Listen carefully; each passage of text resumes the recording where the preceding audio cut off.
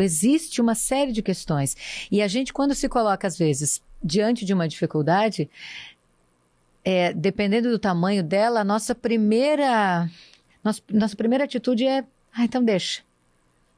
Então deixa. Então não vamos mais fazer, né? Não Está muito insistir, difícil né? aqui, vamos pelo outro lado, né?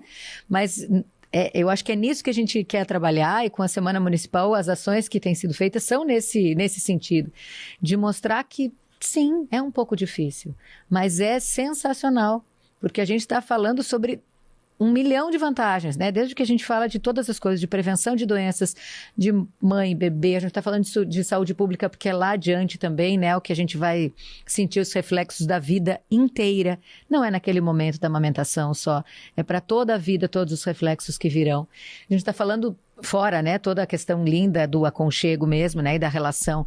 Mas é de tanta coisa positiva, mas também tem que falar disso que a Morgana trouxe. É de graça.